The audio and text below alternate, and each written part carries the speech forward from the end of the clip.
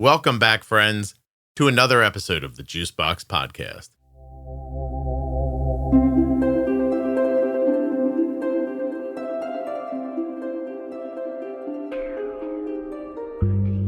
Hi, I'm Lori. I'm 56-year-old. I have been diabetic type 2 for 5 years. Due to having a very good endocrinologist, had some very good success with Ozempic. Nothing you hear on the Juicebox Podcast should be considered advice, medical or otherwise. Always consult a physician before making any changes to your healthcare plan. AG1 is offering my listeners a free $76 gift when you sign up. You'll get a welcome kit, a bottle of D3K2, and 5 free travel packs in your first box.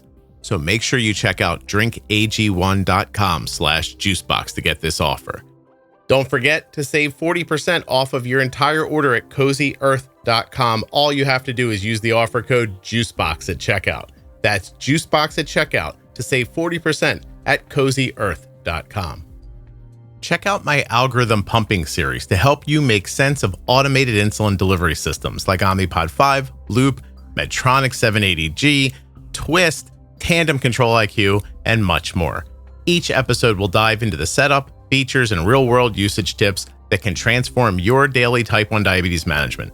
We cut through the jargon, share personal experiences, and show you how these algorithms can simplify and streamline your care. If you're curious about automated insulin pumping, go find the Algorithm Pumping series in the Juicebox Podcast. Easiest way, juiceboxpodcast.com, and go up into the menu. Click on series, and it'll be right there. Today's episode of the Juicebox Podcast is sponsored by the Contour NextGen blood glucose meter. This is the meter that my daughter has on her person right now. It is incredibly accurate and waiting for you at contournext.com/juicebox. This episode of the Juicebox Podcast is sponsored by US Med, usmed.com/juicebox, or call 888-721-1514. US Med is where my daughter gets her diabetes supplies from, and you could too. Use the link or number to get your free benefits check and get started today with US Med. This episode of the Juicebox Podcast is sponsored by the twiist AID system powered by Tidepool that features the twiist loop algorithm, which you can target to a glucose level as low as 87. Learn more at twiist.com/juicebox. That's twist with 2 eyes.com/juicebox. Get precision insulin delivery with a target range that you choose at twist.com/juicebox. That's TWIIST.com/juicebox. Hi, I'm Lori. I'm 56-year-old, mother of 2 and grandmother of 2. Live in the beautiful Gateway to the West metro area, and I have been diabetic type 2 now for 5 years, and I have, due to having a very good endocrinologist, had some very good success, and especially with the medication we'll be discussing today, which is Ozempic. So. Okay. Well, listen, before we get into all that, why have I never heard anybody say Gateway to the West before? But that's what the arch is, though, right? Yes, sir. I've just never heard that phrasing. Beautiful Gateway to the West, or some of us anyway, are very proud of that. That brings the historical aspect of the expansion to the West as our nation grew. And to me, that's important. It's pretty cool. Educationally, I think it's very important to always respect those things. Yeah, I want people to also, I don't want to bum you out, Lori, but there are 2 other places that are also frequently called Gateway to the West. You know what they are? No, I'd love to know. What are they? Pittsburgh, PA, because it was key transit hub during early American expansion, and Omaha, Nebraska, due to its role in Western migration and as a major railway hub. Wow. Mm-hmm. So you're fighting with 2 other places for that moniker. Wow. Thank you for that. Wow. That's awesome. I did not know that. Lori, none of us did. You learn something new every day, which is what my mother, God rest her soul, has told me I need to do all the time. How old was your mom when she passed? Way too young. She missed her 67th birthday by 3 weeks. Oh my gosh. Now, how long has she been gone? 10 going into June of 25 will be 11 years now. I ask because at 56, you have 2 grandchildren. And I thought, yes, this is a family of people who gets out and gets going. Because if your mom's gone already and you're, 56 years old, then I thought, oh, maybe that's the same thing. So did your mom, do you know how old your mom was when she had you? I think in her very early 20s, 21, 22, something like that. And how about you with yours? Because of part of what figures in for me medically here, I didn't have my first one of my 2 children until I was 29, pushing 30. Okay. Pushing 30? Yeah. Is that how it felt? Well, literally, I was in between the 2. She was a June baby, and I'm born in September, so I was 29. But that September, right after she was born in June of 1998, I was going to be hitting 30 years old. So. I hear you. Okay, so you've got 2 kids now, and they're how old? My eldest, our daughter, is 26, and my baby is 22. Our son is 22, and he and I, oddly enough, work at the same place, just in different departments. Interesting. Now, you said that you were diagnosed with type 2 how long ago? 5 years? 5 years, but I was gestationally diabetic with both of the kids. Both of the kids. Worse with my second one than the first one. Okay. So do you... Worse by far. Now let me ask you a question. Like, a diagnosis 5 years ago, did it come on all at once? Have you ever looked back and thought, oh, maybe this had been going on longer, but this is just when it got to a crescendo? It was because I had been, as I was saying, gestationally diabetic, and my with the bloodline history of it in the family, I knew that after being gestational, at some point it was going to go. I went pre-diabetic, and then I ended up going type 2. So it wasn't a great surprise. I mean, no. So as a gestational, they told you, hey, you're probably going to have type 2 diabetes one day? Yes. Okay. Yes. And then when do you think you were pre-diabetic? Like, when did that start happening? I was pre-diabetic when by the time my youngest was born, which would have been 2001, 2002, I was pre-diabetic at that point. Okay. And then how long did that pre-diabetes part last? I could probably do that, but probably, almost 20 years, maybe.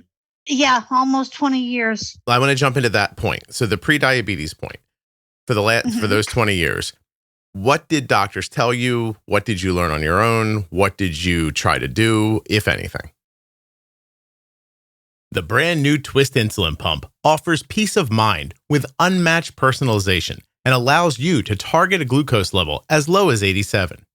There are more reasons why you might be interested in checking out Twiist, but just in case that one got you, twiist.com/juicebox. That's twist with 2 eyes.com/juicebox. You can target glucose levels between 87 and 180. It's completely up to you.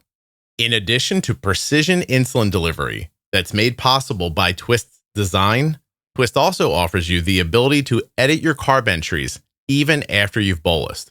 This gives the Twiist Loop algorithm the best information to make its decisions with. And the Twiist Loop algorithm lives on the pump, so you don't have to stay next to your phone for it to do its job. Twiist is coming very soon, so if you'd like to learn more or get on the wait list, go to twiist.com/juicebox. That's twist with 2 eyes.com/juicebox. Links in the show notes, links at juiceboxpodcast.com.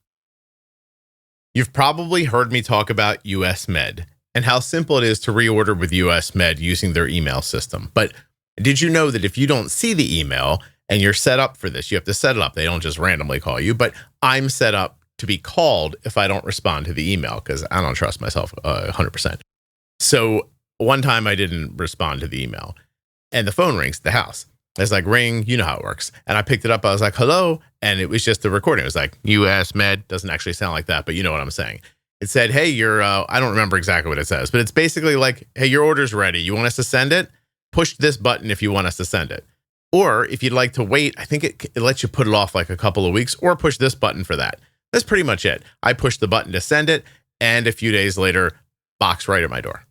That's it. usmed.com/juicebox or call 888-721-1514. Get your free benefits check now and get started with US Med. Dexcom, Omnipod, Tandem, Freestyle. They've got all your favorites. Even that new eyelet pump. Check them out now at usmed.com/juicebox or by calling 888-721-1514. There are links in the show notes of your podcast player and links at juiceboxpodcast.com to US Med and to all of the sponsors. contournext.com/juicebox. That's the link you'll use to find out more about the Contour NextGen blood glucose meter. When you get there, there's a little bit at the top. You can click right on blood glucose monitoring. I'll do it with you. Go to meters, click on any of the meters. I'll click on the NextGen, and you're going to get more information. It's easy to use and highly accurate. SmartLight provides a simple understanding of your blood glucose levels.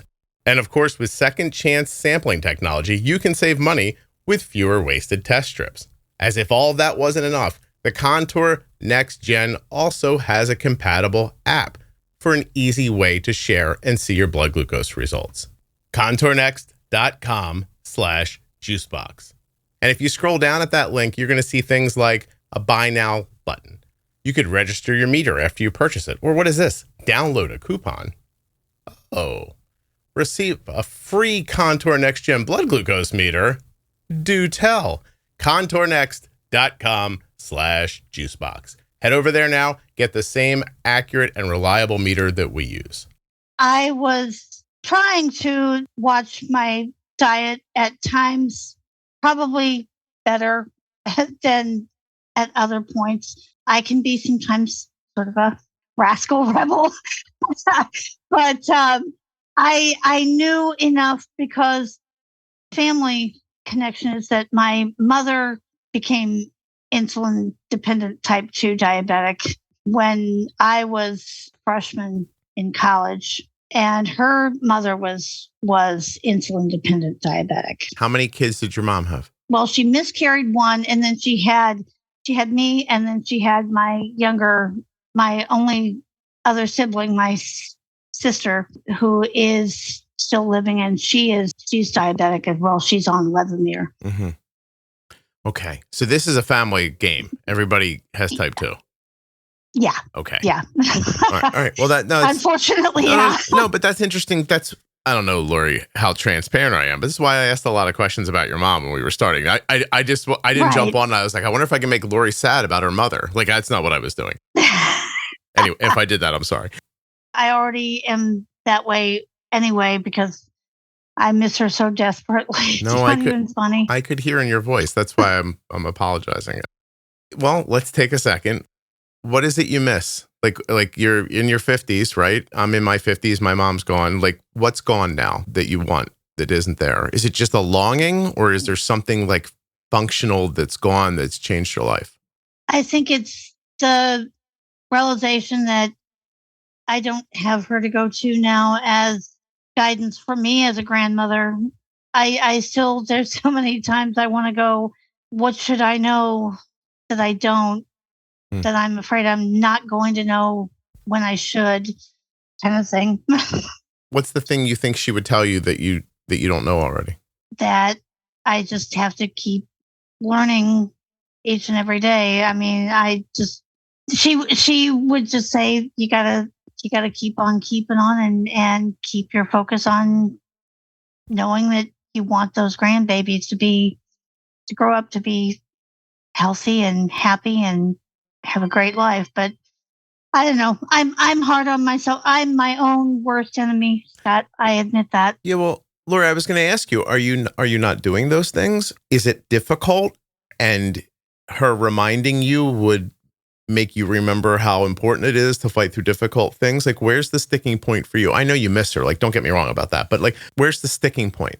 I think it probably is her reminding me that I know that I do know what to do. I think it's the confidence angle. Yeah. Like a coach almost. The confidence. Right. Like a coach. Yeah. Like a coach. Do you find life difficult? Well, let's put it this way. It's not just the diabetes that I deal with. Okay. I was born legally blind. Oh, okay. Yeah, and so I only have, my left eye is the only usable vision I have left. That and the diabetes and the fact that, as you know from all the other diabetics you've talked to, I also have hypothyroidism. Okay. And with that, Hashimoto's. Oh, the energy level, the energy level can be a real struggle. Yeah. So how does the Hashimoto's impact? What do you have going on? A lot of times in the morning, it's an awful brain fog, horrible energy. Like you didn't rest? I keep telling myself, you got to move. You got to get that one foot in front of the other and move and do. And it's like, all I want to do is go back to bed and go to sleep. I have to tell you, my wife is in the middle of a course of iron infusions. Her iron got very low again. Yeah, I have slight anemia too. Know that angle. She's getting her third one today. But prior to it, like a month before, I talked her into believing, like I was like, you have to go get an iron infusion. And she's like, well, I'm going to talk to the doctor first. I'm going to do this. And I'm like, no, don't do that. And then that, like, she was already beat up. And then over that last 30 days, then she fell off a cliff. And then she was like just laying around, unable to like she was barely being able to do her job like for some days. And like, it was really bad. And so now I'm like, I'm calling the doctor. I'm doing this because at that point she was so out of it. I think she just would have continued to dwindle away because I don't even think she had the energy to call the doctor. So I set the whole thing up. I got her off to the thing. I took her to the first one. I sat there with her while she did it. She did the next one last week. She's doing another one today. And you can watch her coming back to life. Right. And I said to her yesterday, we were talking in the middle of the day, and I said, is this like just what happens to most women who don't know about this iron infusion thing or can't get it for their insurance? Or what about in the past? Like, and I started thinking about like for, 100 years, like, what happens when you get to menopause or you're on your way to menopause or you have heavy periods or PCOS or something and your iron levels are super low. But then you made me think of it again with the thyroid situation.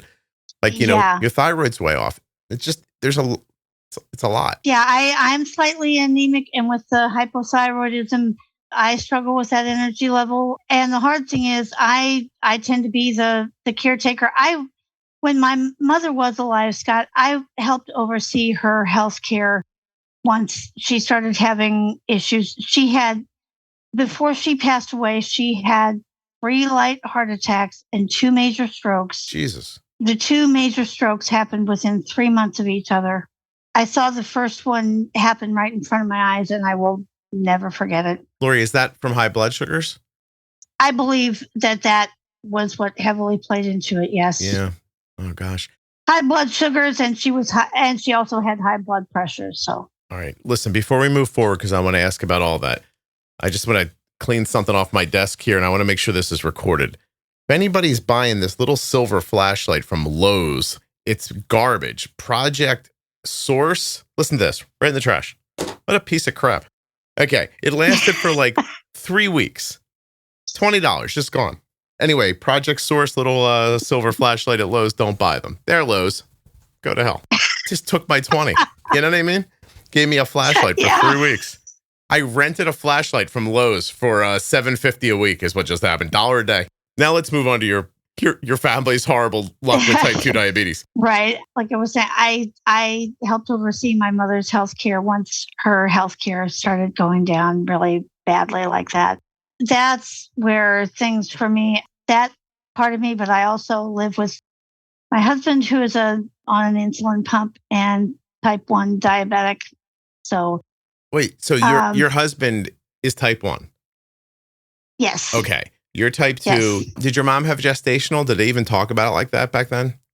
That I don't know, and I don't have any way of. I know that she had the high blood pressure, which made for the low birth weight babies. My sister was littler than I was, and I was only 4'9". I think she was 4'7" or 4'5", something like that. I have a feeling if I dig back through my notes, I'm going to learn that if you have blood sugar issues while you're pregnant, that your kids have a higher risk of getting type 2 diabetes too.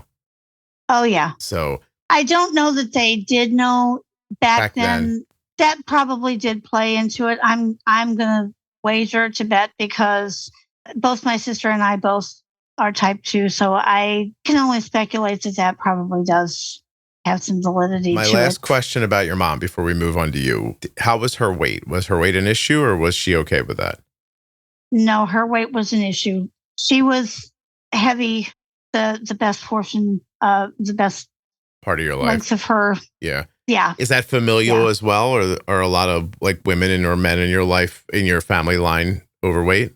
Well, I know that not only her, but my mom's brother, Sam, who was a trucker that died of sudden heart attack. He was diabetic. He had gone into diabetes by the time he had his sudden heart attack that killed him. Oh, it's a scourge on your family, Lori, for real.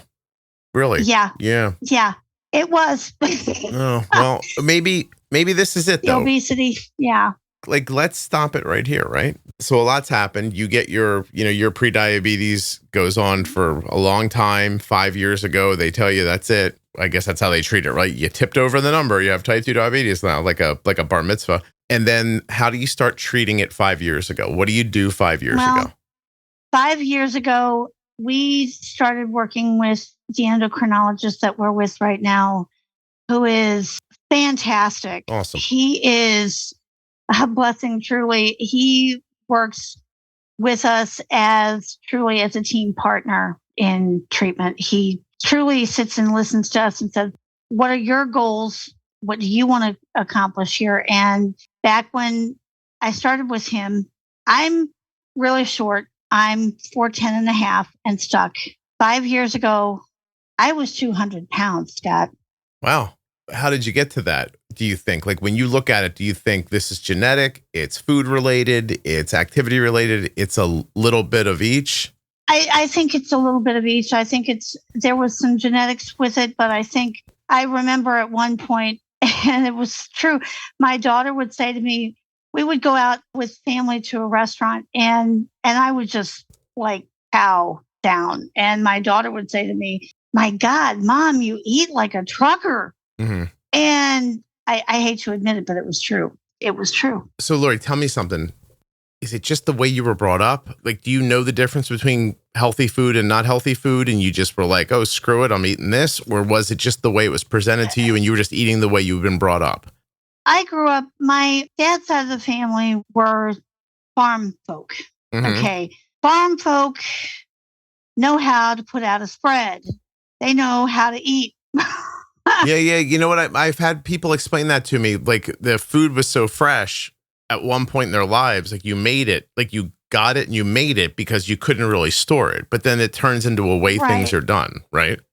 Well, I mean, yeah, you might have the eggs and homemade bread or whatever, but you start adding the biscuits and gravy and the bacon and grits. And I would say, give me the bacon, give me the sausage, give me the ham, give me the eggs, give me the grits, give me the whole night. I mean, I would. Were you hungry? Like, did you have like a real hunger inside of you? Yeah, I could shovel it in like none other.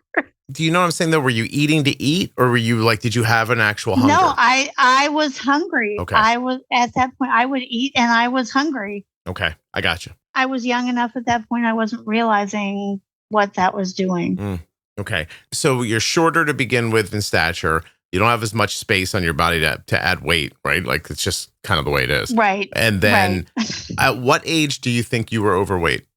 That would have probably been in my middle college years. Okay. 19-ish, right around there. Probably more like 21, 22-ish. Okay. Everybody says the same thing, right? Like, oh, you're in college now, you're gaining weight. That's okay. It happens to everybody. Is that the vibe? You're in college, you're doing your own thing, be your own you. Do you kind of thing. Yeah. Well, you do you only go so far. Lori's doing, I'm chowing down, bro. Yeah, no. She's Bring on the food. Oh my gosh. Okay, so the eating continues at school, blah, blah, blah. You gain weight. You get married. How old? I was 25. My husband got married. He was 23. So we met in university. We met in school. You get married, you start having the kids. My kids were 4 years apart. I was 29, pushing 30 was the first one, and I was 33, almost 34 was the second one. And he cost me a cesarean to bring into the world. I am so tiny, I cannot carry a baby to 7 pounds 0. Okay. Yeah. He got to 6 pounds, 14 ounces inside of me. Wow. And I think that was because of the gestational diabetes. He went breech within inside of me at 26 weeks. And at 36 and 4 at night, my water breaks because there's no more room. And he's just, I'm on my way, Mom, no matter what, So he was born by cesarean the wee hours of 36 and 5. And we spent 5 of the next days, the most terrifying days, I think, on planet Earth. My gosh. But that whole situation, we started out, he was not blue or gray. He was completely purple. I am laying on the OR table, and all I can hear is this little, instead of that lusty newborn cry, all I can hear is this, what sounds like almost like a little kitten mewing. And I've had an epidural that unfortunately went up out of the epidural space and numbed even the base of my tongue. If that doesn't scare you to death, I'm wanting to scream, somebody do something, Yeah. And the team they were. I just, I was so out of it. I really couldn't have comprehended to the full what was going on, but started out with oxygen level issues, which could have meant permanent brain damage. Went from that into bilirubin levels, which didn't come down with the initial therapy. So they come in one morning, okay, we're going to have to increase the bilirubin light therapy.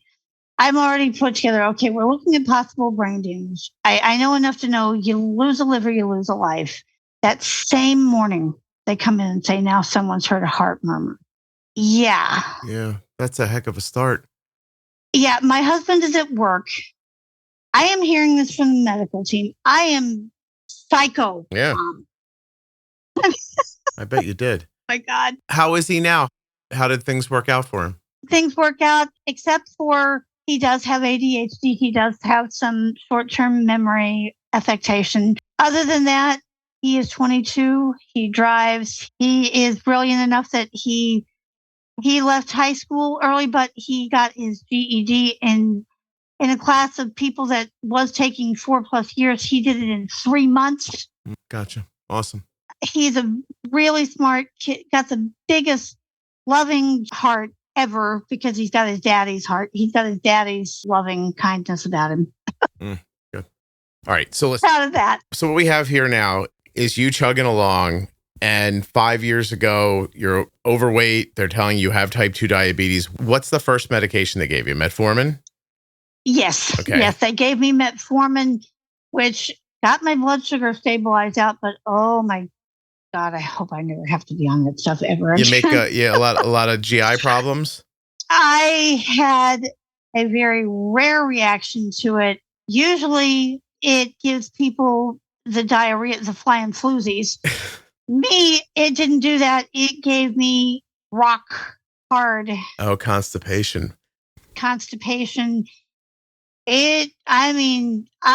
probably will have some permanent hemorrhoids because of that stuff.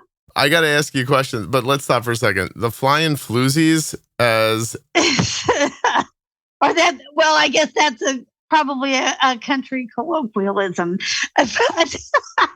I'm looking up right now if that's the thing that, because a friend of mine used to say the trots, and now I'm wondering where that came from. Yeah, the backdoor trots, the flying floozies. It's colloquialism. Oh, hold on a second. The flying floozies is definitely a creative and humorous take on diarrhea, kind of like a mix between flying fluids and an old-timey term for fast-moving alignment. It gives off whimsical, almost pirate-era medieval vibes. If you're looking for fun alternatives, try the Turbo Trot, the Liquid Lightning, Brown Thunder, the Galloping Gut, the Speedy Squirts, Mudslide Mayhem, and Hershey Hurricane. And for those of you who think that AI is not helpful in this world, I want to find out if it's a well-known colloquialism. Hold on. I know you're all like, oh my God, is Scott going to spell colloquialism correctly? I did. All right. So now it says here that the flying floozies is not a well-known colloquialism, but the runs, the trots, mud butt, the scoots, Code Brown, the Hershey squirts, Montezuma's Revenge, and Deli Belly they are colloquial. Oh my goodness. My friend Mike had the trots. What's the etymology of the trots? We're almost done. We can get back to it in a second. I know now you're like, wow, he said etymology and he spelled that correctly. It's super weird. Slang for diarrhea. No, you're a smart man. Well, I don't know about that. Oh, so Lori, my wife has to go out to get her iron infusion. I am now babysitting a puppy while we're doing this. So this is my first time doing this. Okay. How old? He's like 10 weeks old. He's not going to talk, so you're not going to know it's here. But now I'm holding a puppy doing this. He's a little bitty one. He is teeny tiny, I'll tell you. Okay, so the term the trots as slang for diarrhea comes from an idea of trotting, which implies rapid and repeated movements similar to urgency. And no kidding. The word trot itself dates back to Middle English, meaning trotter, to move at a quick pace, referring to horses. The context of diarrhea likely developed as a euphemistic or humorous way to describe the frequent urgent trips of, it's probably about how people ran to the bathroom. Yeah, exactly. Oh my God. Exactly. It's similar to the skitters, the galloping gut, and the runs. Yeah. What a weird language we have. We just keep making up different terms for like loose stool. Anyway. I know, right? It's ridiculous. So metformin gave you constipation, but what did it do for your type 2? It did stabilize out my blood sugars so much so that our endocrinologist was able to get me off of that, thankfully, finally. Okay. And get me on. The next thing was he looked at me and he says, I don't know if you'll want to try this, but I think you would benefit from the GLP-1 medication called Ozempic. Mm-hmm. I think it would help you lose the weight, which is really playing into a lot of my other health conditions. I have asthma, right, on top of chronic allergies. So it was affecting my lungs. I have a bad back. It was causing my back issues. I've had bursitis in my hips. Everything that comes with weight. Pulling on everything. Yeah. Right. Yeah. Right. Because I am, like I said, I'm a caretaker. I realized I not only take care of my mom, I live with someone who's a type 1 that I love dearly.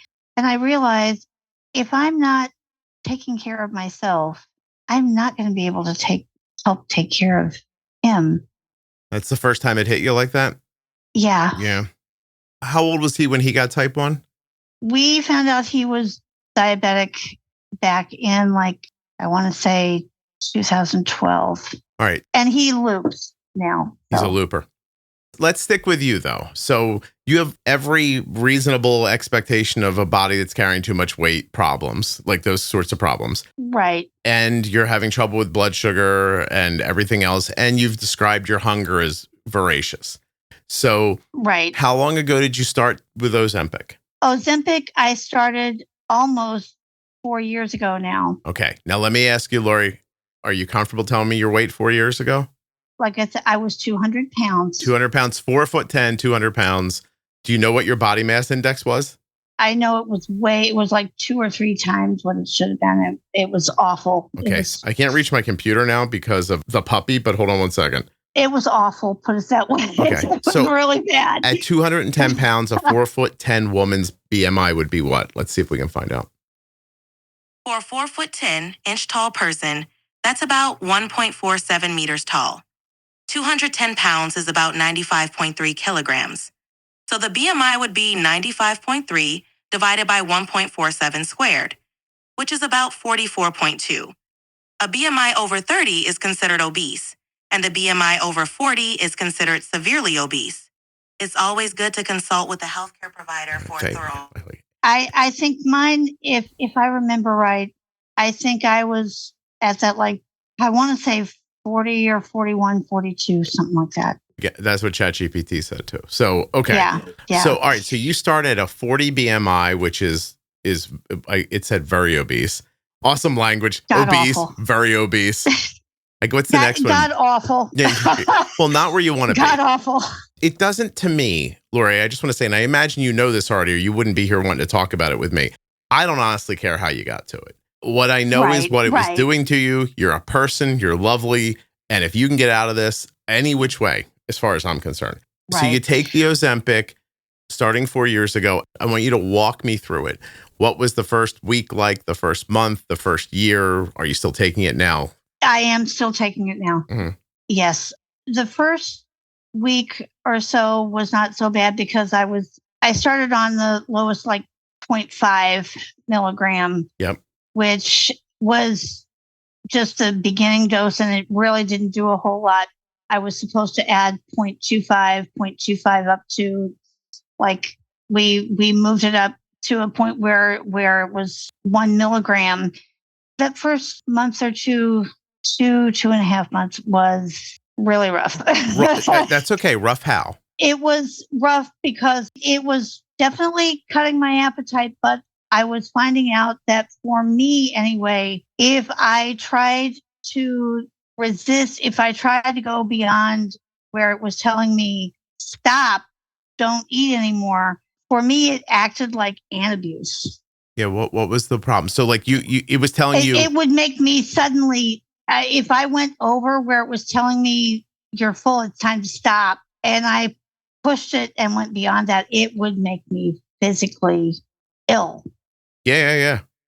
I mean, I would think I was just fine. You know, I'm going along and I'm just fine. And all of a sudden, I've got to run to the bathroom because I'm going to toss. I'll tell you, like, this is great that you're here and you're so welcoming to talk about this, because this is one of the things I've been listening to people talk about, and I'm a little weirded out by it. You get this medication and they tell you, like, this is going to take away your hunger, you're going to lose weight.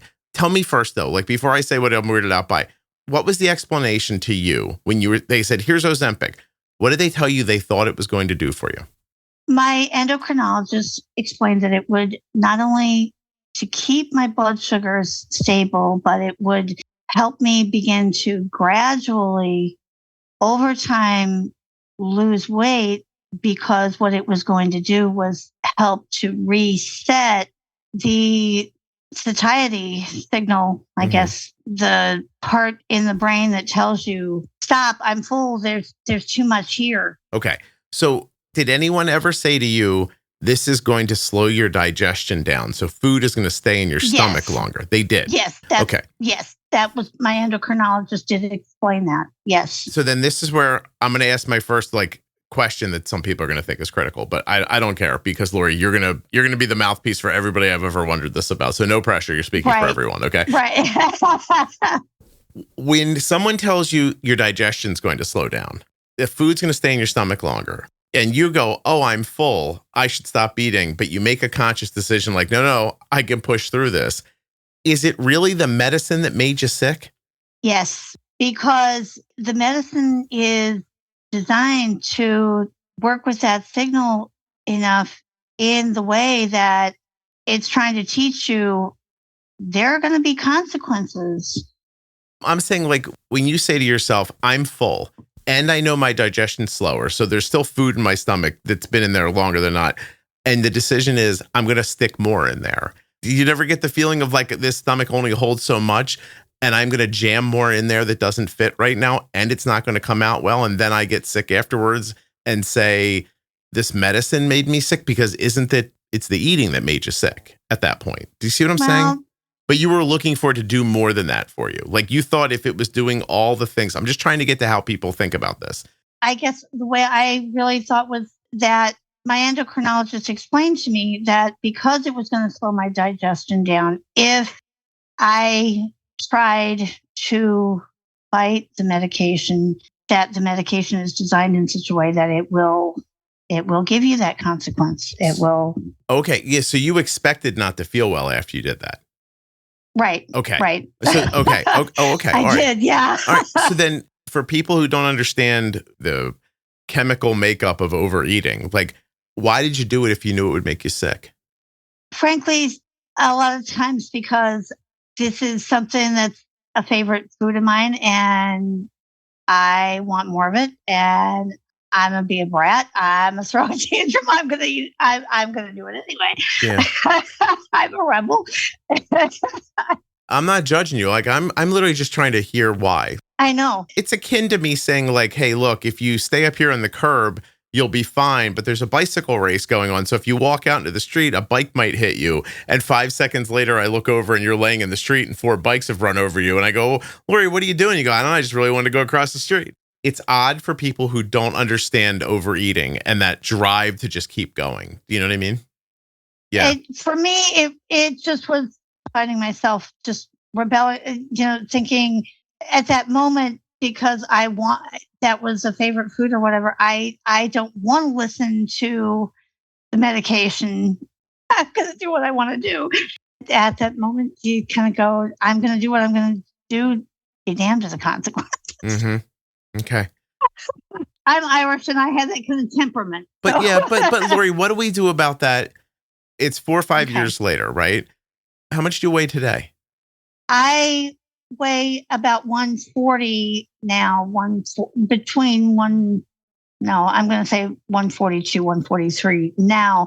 I had gotten down as low as like 131. I've sort of had an emotional setback, if you will, because my dad passed away in May of 24.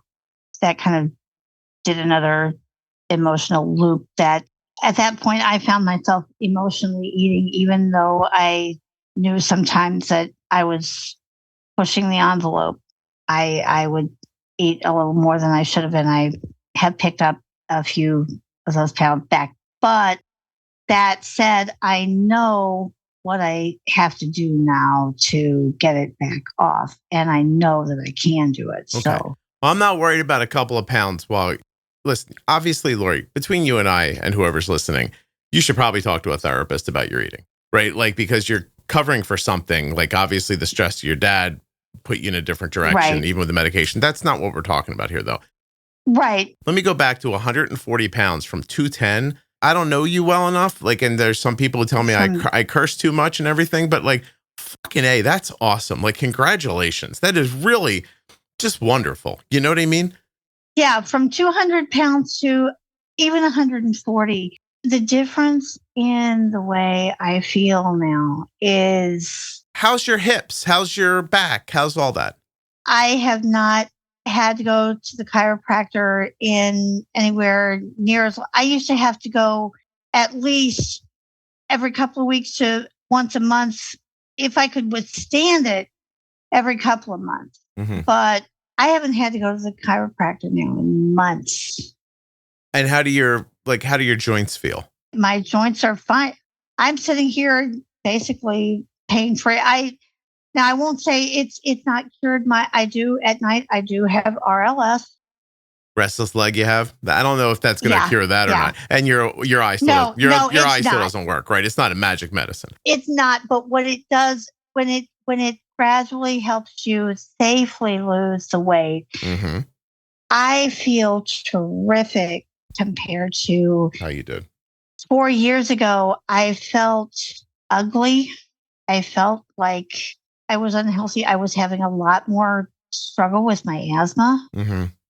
It was awful. And I knew that I was tearing my body apart. Right. Yeah. The weight just has implications all over the place that you sometimes you can't measure because it comes so quickly or so slowly, excuse me. You don't realize that, oh, my knee hurts, but it's because I'm 20 pounds heavier, or my hip hurts because I'm 40 pounds heavier, or what happens over time. Right. Well, that's awesome. First of all, I want to apologize if anybody can hear this puppy snoring, but that's awesome. And I'm super happy for you. How are your A1Cs? My A1C, when I started on the metformin, Scott, was like 7.5. Mm-hmm.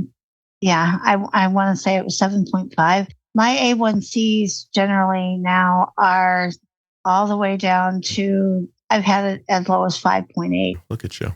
And have you made any adjustments to the types of food you eat, or is it still very just much what it was in the past? I try to not do as much of some of the starchy stuff and whatnot, but to me, it's more portion control because I refuse to give all of it up. I may be Irish by maiden name, but I married Italian for a reason. You want that pasta, you're saying? I love my pasta. I love my pasta. that kind of thing. And I'm not going to give all of it up. What about exercise? Are we exercising at all? Any weight training, like light weights? Not so much that, but I will do like low impact in the pool. I'll do some exercising in the pool kind of thing. This is more than you would have before the weight loss. Is that right? Yeah. Before the weight was off, the doctor would say to me, how many times a week are you exercising? I'm like, dude. Say I weigh 210 pounds and I'm 4'10". I don't exercise. I'm trying to stay alive. It's like, dude, it hurts to walk more than about 2 or 3 blocks. It's torture. I exercise like hell. Yeah, it's hard to do. Right. You know, it's you know. Let me ask you, Lori, I'm going to ask you to make a profound statement if it's something you believe. And if it's not something you believe, you can tell me to go to hell, okay? Okay. You think you're on your way to your mom's end if you don't find Ozempic? Yes. Yeah, right? Yes. Yeah. Yes. Are you sad because it wasn't available for your mom? Very. Yeah. Very. Don't feel guilty about that, okay? Please. Nobody knew. So, it's not like 25 years ago, somebody was, had Ozempic and wasn't giving it to your mom. It just didn't really exist yet. So, No, I know it didn't. I think if anything, I felt like when I was dealing with her, I kind of felt like because of some of my dad's reactions and stuff, I kind of felt like I somehow didn't have the right puzzle piece to turn it around where she could have survived and been still alive today. But as you said about the food, yes, I'm in therapy. Yes, I'm having to. Are you really? Oh, that's awesome. That's excellent. Yeah. Yeah. I am because what the grief over her loss did to me and some of the outcomes of some of the family issues that left. It's hard. Led me into major depressive disorder. And that's part of the treatment agreement is I have to go to therapy, which I wholeheartedly agreed to. And I'm learning that I can't blame myself for something that isn't my fault. It felt like it was, but it's not really. And my therapist keep pointing out it's not your fault. It wasn't your fault. It wasn't ever your fault. However, that idea got communicated to you, it was a lie. Yeah. Lori, I mean, specifically about health and weight, right? If people with your genetics end up in a part of the country where that's what eating is, then that's it. Like that's right. That's the spark that starts the fire. And to say to somebody when they're 40 years old, like, what the problem is here? You need to go for a walk. Like, you think that's the problem? I mean, okay, like it's a first step in this situation I'm in now, but I would have told you if somebody had said that to me, I would have said, dude. Yeah, that's not the whole drop thing. In the ocean. Yeah. Well, that's an effing drop in the ocean. You listen to the podcast, right, Lori? Yeah. If Jenny's parents would have adopted you when you were a baby, your life would be different. They ate differently. They thought about food differently. They would have raised you differently around food. That's it. Your genetics would have come into play still. You know what I mean? But you would have been at least on a different path. And now, because, instead of bumping into somebody's parents who would have set you up in a certain way or, a part of the world where they ate differently, you found Ozempic. And you lost 70 pounds off a 410 frame. That's insane, right? It is insane. Oh my God, it's absolutely insane. And you feel so much better and your A1C is better and you're not going to have high blood pressure and you're not going to have a heart attack or you're not going to have a stroke. Like that stuff's not going to happen now to you. Then your kids get to see that. They have a shot at mimicking that then. And then they have a shot at this not happening to them. Now, if it should happen to them still, now they won't wait. They'll go to the doctor and they'll say, hey, listen, my grandmother died from this. This almost killed my mom. She found this stuff. It saved her. Give it to me now. And they can do that before they have 70 pounds to lose. And then their kids don't grow up that way. And then that puts a stop to it. Right. You're such an important part of this piece of this puzzle for your family, by doing this thing, which, by the way, I'm going to tell you 4 years ago going on Ozempic, that was not a thing people were just doing all the time.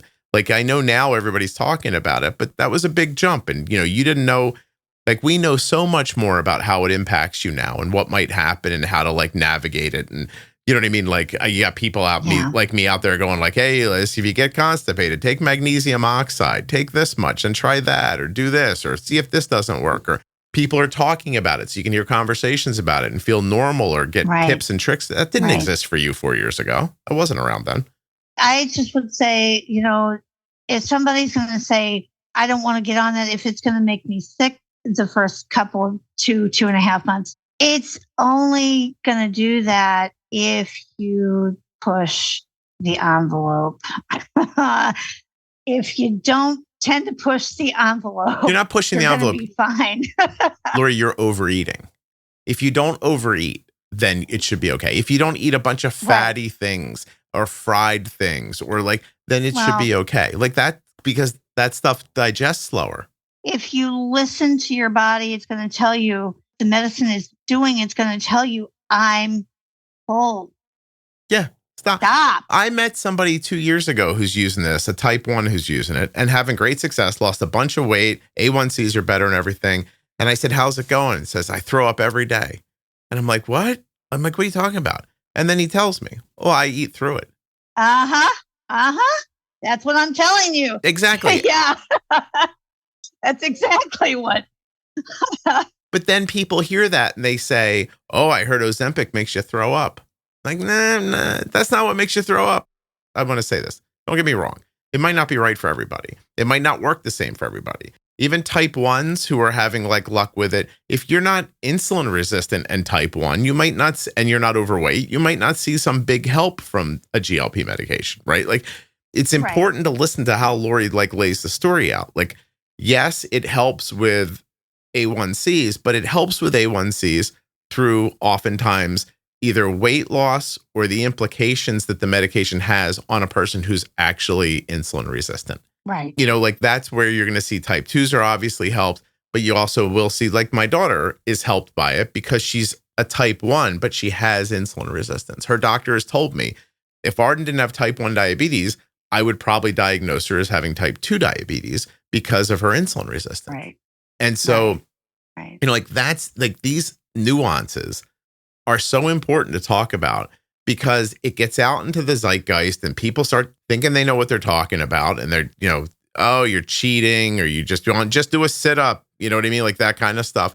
You don't understand. Lori, as an example, just through her genetics, is probably in this position, whether she lives with Jenny's parents or not. You probably end up overweight at some point just because of how your body's built and wired.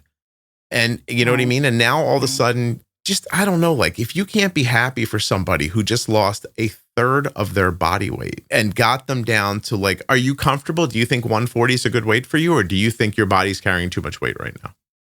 I think honestly, I need to get off the emotional thing that I've been working through over the last several months and get back down to that 131. And I'm aware of that. And I was telling myself the other day, you got to quit using the crutch of Dad passed away and what he passed away of was awful. The shock of seeing what he looked like at the end was. It's not fun, Lori. Yeah. No. My dad passed away finally of Parkinson's and Alzheimer's together. Oh, I'm sorry. But also, did he have type 2 diabetes? No. He didn't have any diet? He wasn't pre-diabetic? Nothing? No. Okay. If anything, he probably had low blood pressure. Low blood pressure or blood sugar? Yeah. No, low blood pressure. Okay. Well, he would get dizzy because his blood pressure was lower. He was 4F, not allowed to do military service because he had what they called back in those days, branch bundled short in his heart. Mm-hmm. All that means is that's the condition where you have that extra heartbeat when you get excited. Yeah. Once in a while.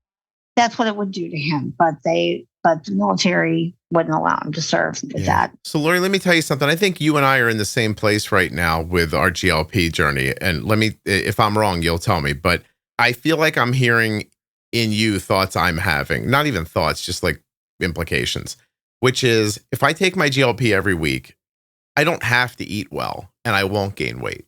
I'm not saying I'm having 1,000 cookies and cakes and snacks and all this stuff. I still eat pretty much the way I eat, but I'm saying a good example this week is somebody brought cupcakes to my house and I was like, I'll have a cupcake.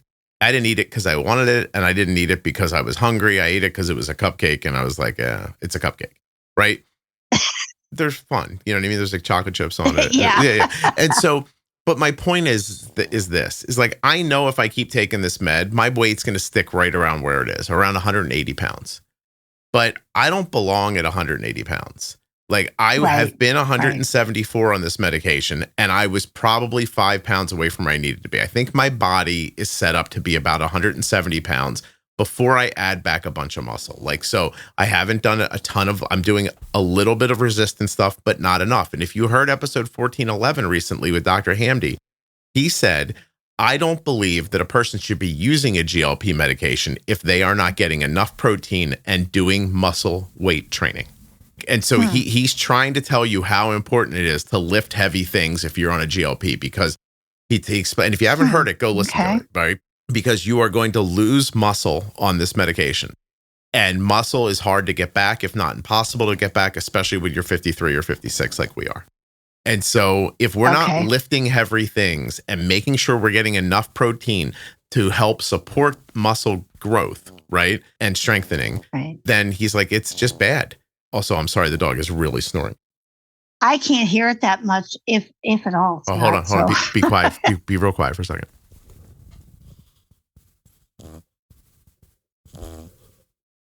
Oh, okay. Yeah, you can hear that then if you're real quiet. But episode 1411, if you're on a GLP, you go listen to Dr. Hamdi and heed his advice, okay? Okay. But I'm at that spot too, where psychologically and physically, I've had such a change. I feel amazing right now. And it's hard, just like it was hard when I was overweight. I was living my life. Like I thought, I'm good. And now I think I'm good. But Dr. Hamdi's advice was, you're not good. You need muscle training and you need to take in enough protein. I'm doing the same thing right now that you do, that other people do, that I was listening to an episode today with Ryan called Blinded by the Light that he did. I don't feel sick, so I'm not doing the things that I need to do all the time. That's not healthy. And that's not how it works, because you don't want to wait. I mean, obviously, I'm not saying obvious common sense stuff. You don't want to wait until you're sick to do something. Like, now's the time, right? So I'm going to tell you, between you and I, like, you and I both need to be doing the same things right now. We need to be making sure we're eating plenty of chicken, lean beef, and using a protein powder if that's not working, if we're not getting enough protein every day that way. And we need to be lifting heavy things, doing body weight squats at the very least, like training our muscles to be stronger. And that's the way, Lori, that's the way you end up being 85 and dying like a proper lady. Okay. and me too, by the way. Like, that's how I get to that too. Maybe I will be one to unleash knowledge like that for others. But my husband, who's the type 1, will have to do a loop episode for you.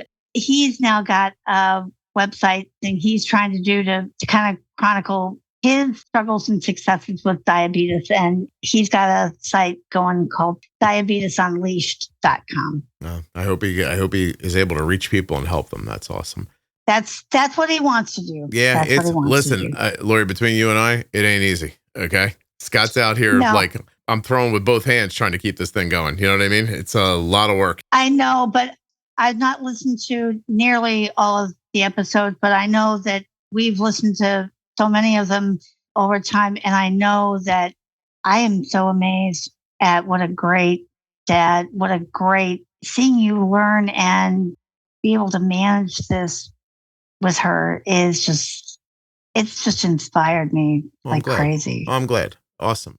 Anything that happens from me that makes you feel better or healthier or, less sad or whatever it does for you, I think that's my goal at this point. You know what I mean? Like when I first started doing this, I was just like, oh, I'll just, tell people what we do and hopefully it'll help them. And then when you see it builds so much and helps so many people, you just you get up every day and you think like, oh, I wonder how I could reach more people today and help them understand how to do something. Or absolutely. Yeah, I mentioned Ryan a second ago in an episode that just came out in like the 1400s, might be around 14, 15.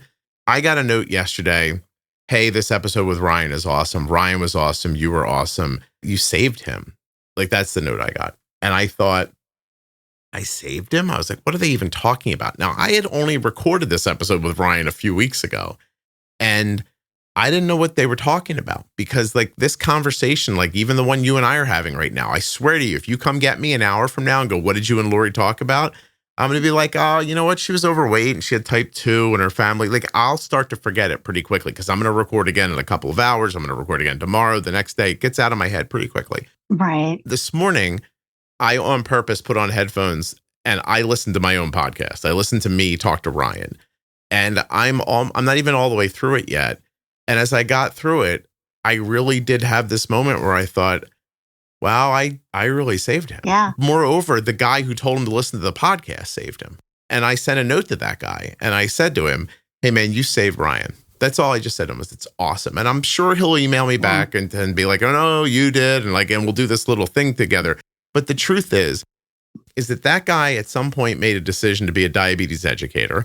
He made a decision to at some point listen to the podcast. He realized it was valuable for people. He shared it with Ryan, and Ryan went from a guy who'd had multiple eye surgeries because of retinopathy. And you should hear his story, in a long, life of not doing well, to being where he is now, which is awesome. I think of you the same way. Good for you doing all this stuff and going out in the world and finding information and trying to help yourself. It really, honestly, my husband was the one that was listening to this podcast, listening to you before I even was aware of it. He told me about it and we both started listening to it.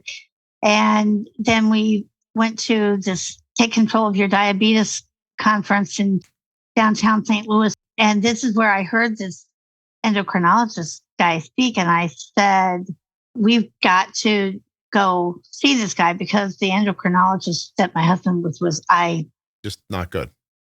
I wanted to strangle the guy. Right. Mildly, I wanted to strangle him. But this endocrinologist is, oh man. Lori, in the end, you need good direction. You need good coaching. You need good ideas. You need a way to implement them. You need somebody along the way to help you out and to pat you on the butt and tell you you're doing a great job. Keep going. That's it. It's just not that hard. There's not that much to it. But the problem is finding somebody who will dedicate themselves to saying these things over and over again. Listen, I said this recently in an episode, so I won't belabor it here, but my son asked me about, the podcast and, how it's been going for so long. And, and I told him, because I've been doing this 11 years. It is very difficult to keep something like this going this long. You just ask anybody who's trying. Okay. And what I've dedicated myself to is the thing that I'm good at, that I know the podcast does, that works. And I don't get up in the morning and act like, oh no, this is boring. I don't want to do this again. I do this because it works and it helps people. And I don't sit here saying to myself oh, I should be doing something different, or I should be doing something bigger, or I don't think that. I think I found a thing that I like doing that helps people and I'm good at it. Right. I'm going to stay here and do this thing.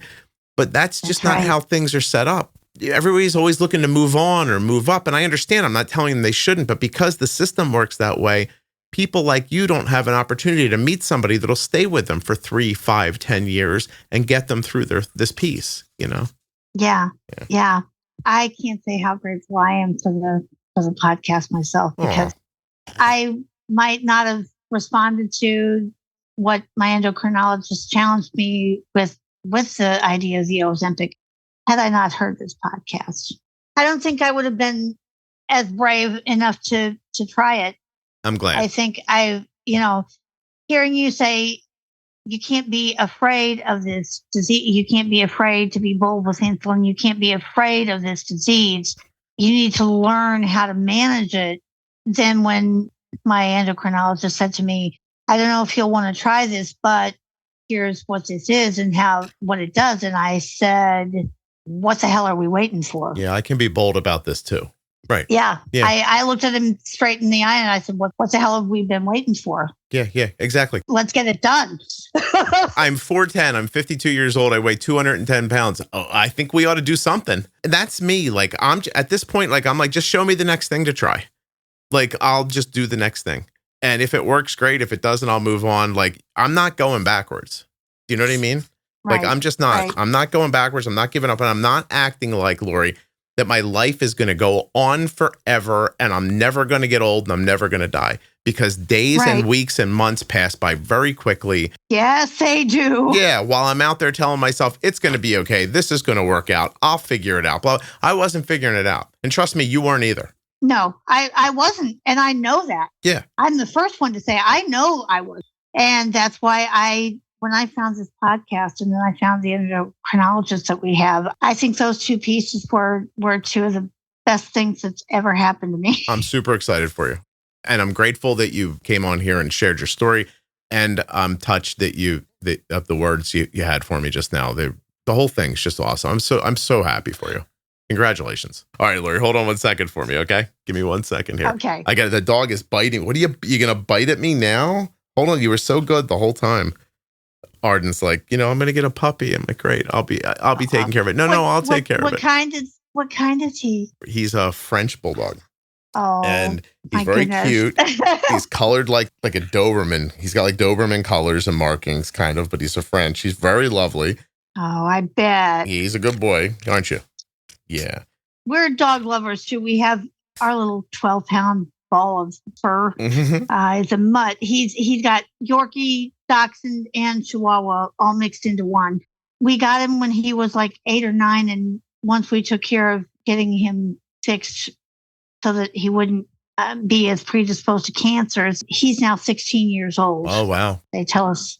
Yeah, we just lost our first family dog at 16 this past summer, Indy. And Basil's already over 10. So he's already got a cataract. He's getting so old. Yeah. My daughter wanted this Frenchie, but the truth was they were very expensive. And we had to wait till we could find a breeder who didn't think they were selling gold bars to us to get one.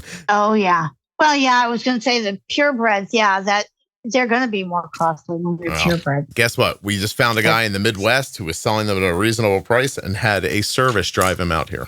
So. That's neat. $300. They drove him across the country. Can you believe that? Wow. That is awesome. Lori, listen what I learned before I let you go. Listen, I want to be clear. When I heard that somebody was going to drive him across the country, I just thought a meth head was going to show up in a Datsun, okay, with the dog, and we'd be lucky if it was alive. But instead, a Sprinter van shows up, right? It's a very business-like scenario. And I said to the guy, I'm like, how many dogs you deliver? And he said, well, this van took out 25. And I was like, this van? He goes, yeah, we have 2 vans. They travel once a week. And so they basically have a business set up with all the breeders in their area. And so now the breeders, because of the internet, sell all over the place. They cluster the dogs together into like routes. And they run 2 vans a week, 50 dogs a week, $300 a dog. I dare you to do the math. It'll make your head explode. So apparently all of us that are trying to make money in other ways, like you're dumb. You should have just bought a van and delivered people puppies and brought them clean and happy, because you could make about $700,000 a year doing that. Anyway. Yeah, I wouldn't have anywhere to keep that many dogs to breed like that. We live in a small 2-bedroom apartment. So yeah, no, please. I don't understand it. People who are breeding animals, that's a lot of work and a lot of space and a lot of time. Yeah. I don't know how they do it. Oh yeah. Yeah. Oh yeah, because of how much care they need. Oh my God. Yeah. And then, then no wonder people want thousands and thousands of dollars for them, because, they've got all this time in it. All right, Lori, I'm going to let you go because the dog is acting a little funky. And he's upstairs where he's never been before, and I need to take him and let him outside. You want to say anything before we go, puppy? That's it.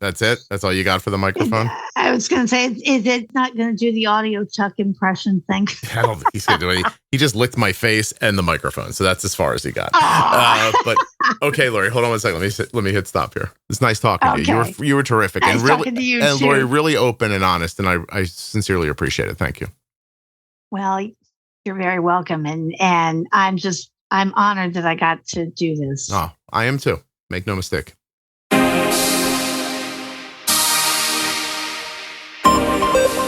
Having an easy to use and accurate blood glucose meter is just one click away. ContourNext.com/juicebox. That's right. Today's episode is sponsored by the Contour NextGen blood glucose meter. The episode you just enjoyed was sponsored by the twiist AID system powered by Tide Pool. If you want a commercially available insulin pump with twiist lube that offers unmatched personalization and precision for peace of mind, you want twiist. twiist.com/juicebox. The conversation you just enjoyed was brought to you by US Med. usmed.com/juicebox or call 888-721-1514. Get started today and get your supplies from US Med. Thank you so much for listening. I'll be back very soon with another episode of the Juicebox Podcast. If you're not already subscribed or following the podcast in your favorite audio app like Spotify or Apple Podcasts, please do that now. Seriously, just to hit follow or subscribe will really help the show. If you go a little further in Apple Podcasts and set it up so that it downloads all new episodes, I'll be your best friend.